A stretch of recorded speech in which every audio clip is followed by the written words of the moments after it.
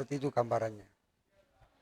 Apakah metode pengobatan nutrisi kering dan nutrisi basah itu berbeda? Oh iya, baik di pengobatan timur, tibu nabawi maupun TCM itu dikenal karakter penyakit, obat, herbal dan lain-lain ada yang bersifat panas basah, panas kering, dingin basah, dingin kering. Contoh, eh, makanan yang bersifat panas kering kurma, yang bersifat dingin basah itu mentimun, kan gitu ya. Darah itu sifatnya panas basah, maka makan panas kering kurma dengan dingin basah mentimun jadilah panas basah yang bersifat darah. Itulah resep yang digunakan oleh ibu kita Siti Aisyah dulu yang badannya tidak berisi karena makan kurma dan mentimun, dia jadi menambah darah, terkontrol keseimbangannya karena unsur panas, kering dan dingin basah digabungkan. Suhu, ini kan kita tahu ya akupuntur menggunakan jarum. Apakah jarum-jarumnya itu ada jarum khusus yang memang khusus akupuntur? Juga again juga tadi saya melihat ada yang pendek jarumnya, Ya, ada yang panjang. ya, Itu memang berbedakah cara penggunaannya atau fungsinya? ya. Ya, jarum akupuntur itu khusus. Memang belum ada produk Indonesia, yang ada masih produk luar negeri. Baik itu dari Korea, dari Jepang, dari Cina, masih dari sana produksinya. Jarum itu eh, fungsinya beda-beda. Ada yang mengobati kulit, jarumnya pendek, tipis. Ada yang memperbaiki bagian sampai ke tulang, itu terpanjang. Ada yang memperbaiki masalah lemak, membakar lemak, itu jarum yang paling-paling panjang di posisi tidur seperti itu. Nah, besar kecilnya dipengaruhi adanya stimulasi penyakit. Penyakit kalau dilemahkan, kita perlu jarum yang besar, jarum yang tebal, jarum yang panjang. Kalau ingin menguatkan seseorang, kita memerlukan jarum yang pendek, jarum yang tipis seperti itu. Itu penggunaan jarum satu kali pemakaian, Ya, langsung uh, dibuang. ya dibuang. Itu bukan hanya karena itu dikhawatirkan akan menularkan penyakit, tapi jarum akupuntur sendiri sekali pakai itu tumpul gitu. Jadi memang nggak bisa ya, jadi satu kali tajamnya cuma satu kali Iya, pemakaian itu. seperti itu. Suhu, ini harapan kedepannya tentang pelatihan ini apa Suhu? Untuk para peserta atau untuk mungkin akan diadakan lagi pelatihan-pelatihan akupuntur lainnya? Ya, tentu kalau harapan saya bagi para terapis karena kita mengadakan itu dengan nilai-nilai yang sangat terjangkau, harapan saya semakin banyak bermanfaat bagi masyarakat luas, mudah terjangkau, caranya sederhana, dan metodologi ini sudah teruji ribuan tahun efektivitas dan kehebatannya.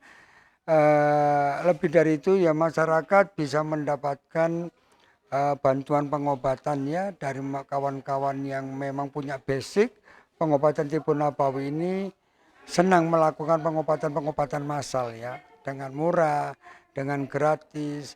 Ya harapannya turut membantu meningkatkan derajat kesehatan bangsa gitu ya. Amin. Satu lagi Suhu, suka dukanya sebagai trainer akupuntur itu apa Suhu? Lebih banyak sukanya atau lebih banyak dukanya Ya. atau mungkin Suka duka itu pasti ada. Sukanya itu kalau melihat kawan-kawan sahabat yang diajar itu bisa mampu. Sedihnya kalau saya tidak mampu memberikan penjelasan yang membuat mereka cepat mengerti. Itu sedihnya saja. merasa bersalah? Merasa bersalah. Seakan-akan saya ini guru yang tidak bermanfaat kalau tidak bisa membuat orang pintar gitu ya. Satu lagi Ya, sebelum saya akhiri. ya. Saya pengen diperiksa, tapi saya takut kalau saya itu Ya, mungkin dipegang-pegang dulu untuk ya. mengetahui. Kalau di kedokteran TCM ini yang dipelajari akupuntur ada teori yang namanya liditara. Jadi penegakan diagnosa itu dengan cara dilihat, didengar, ditanya, diraba. Dengan warna yang tampil, dengan postur yang tampil, dengan melihat sen wajah, melihat cahaya mata, kita sudah punya asumsi tentang kelemahan organ seseorang. Selanjutnya dengan mendengar kita bisa melihat suara lantang, mendengar apapun yang keluar dari suara pasien. Kita juga punya alamat untuk memberikan asumsi keluhan apa yang terjadi pada seorang pasien. Nah, setelah wawancara untuk menguatkan hasil diagnosa yang di atas tadi, mencoba mempertanyakan keluhan-keluhan yang ada pada tubuhnya sesuai dengan perjalanan organ masing-masing.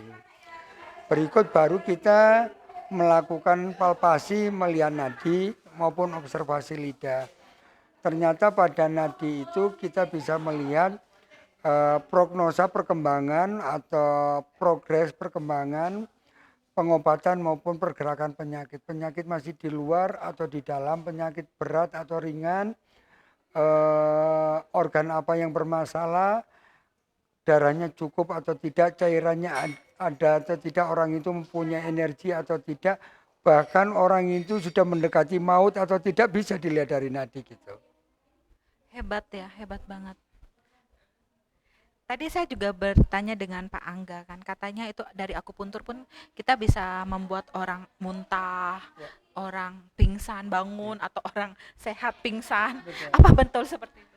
Iya, kalau kita lihat cara kerja akupuntur itu selain di saraf dia juga bekerja pada sistem hormonal ya. Jadi kita bisa ngerangsang hormon rasa. Orang yang sedih dengan akupuntur bisa kita bikin gembira kalau kita tidak bisa menghibur ya.